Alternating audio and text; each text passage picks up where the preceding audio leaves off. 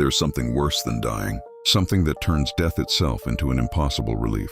Across many regions of Brazil, there's a legend that isn't told just to scare people, but to warn them, a story about someone who crossed every limit and paid a price that neither heaven nor hell was willing to take. But before you understand what he became, you need to understand what he did. They say the Corpo Seco was once an ordinary man, someone like anyone else, but who over time became cruel, not in an exaggerated, obvious way, but slowly, constantly, almost unnoticed at first. He disrespected people, hurt those around him, and according to some of the oldest versions, he went as far as committing the worst act imaginable against his own mother. Now think about that for a second. What kind of person do you have to become to be remembered like that? Even after death? But not every version tells it that way. In some regions, they say his mistake was different, something that might seem smaller, but had devastating consequences. He made a promise, a sacred one. He said that if he achieved what he wanted, he would repay it. He would make the necessary sacrifice, and for a while, everything worked out. He prospered, became rich, got exactly what he asked for. But when the time came to fulfill his promise, he simply ignored it. And maybe that was the exact moment everything started to go wrong. Because stories like this aren't just about what happens in life, but what comes after. And it was after death that the real horror began.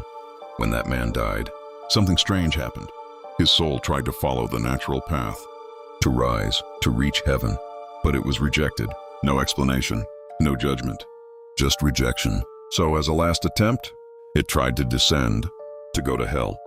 But even there, he wasn't accepted. Now think about that. What could be so terrible that neither heaven nor hell wants anything to do with it? But that's still not the worst part, because normally when someone dies, their body returns to the earth. That's the end, the final rest. But in this case, not even that happened. The earth itself rejected his body, as if the ground, which accepts every dead person without question, felt disgust, as if there was something too wrong, even for nature itself. And then, something impossible happened. The body came back, but not as it was before. Not alive, not dead, just present, a dry body, completely withered, as if all life had been drained from it, skin clinging to bones, empty eyes, and an appearance that doesn't change, doesn't decay, but also doesn't heal, because it's not dead enough to rot, and not alive enough to sustain itself. And this is where the legend becomes even more unsettling, because the body keeps changing. Its nails keep growing, its hair, too, without stopping, ever. In some regions, this gave it another name, the unhudo, something like the clawed one. And just that detail raises a disturbing question. If the body keeps growing, then what else is still functioning? But the worst part isn't how it looks. It's the fact that it wanders, at night, away from the light, away from people, but never completely gone. It walks through forests, empty roads, isolated places, and it doesn't need to do anything. It doesn't need to attack. It doesn't need to chase anyone, because anyone who sees it carries that encounter forever. And maybe that's what makes this legend different from all the others. Corpo Seco doesn't need to act. Its mere existence is already the punishment. But there's something few people talk about, something that makes it even stranger. In some versions, Corpo Seco isn't alone. There's something inside it, or connected to it, a presence, a sound, something known as the Bradador, a restless spirit that roams at night, invading places, making sounds no one can explain. And in some accounts, Corpo Seco is just the body, while that other thing is what truly manifests. Now imagine encountering something like that in the middle of the night, without warning, without explanation. And maybe you're thinking this is just a story, just folklore, something far from reality. But in one specific place, this legend seems to have crossed that line. In the countryside of Paraná, truck drivers tell stories that follow the exact same pattern.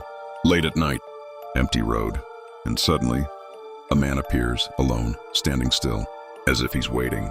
He asks for a ride, doesn't say much, doesn't explain, just gives one destination, Aparecida. And for some reason, many drivers stop. Maybe because he looks normal, maybe because no one expects to encounter something like that in the real world, or maybe because by then, it's already too late to realize. During the ride, he stays quiet, doesn't move much, doesn't look directly, just sits there, present. And the longer the trip goes, the stranger everything feels, as if the air changes, as if something is wrong.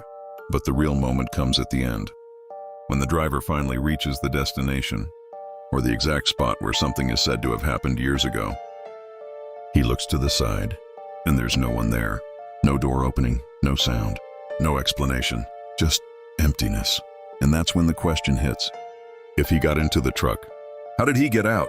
Corpo Seco isn't just a story about fear.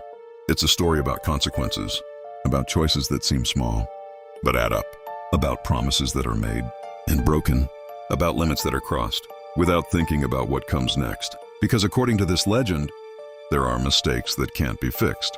There are actions that can't be forgiven. And there are fates worse than death itself. And maybe the most disturbing part isn't that Corpo Seco exists, but the possibility that something like it is still out there, waiting, watching, and maybe closer than you think.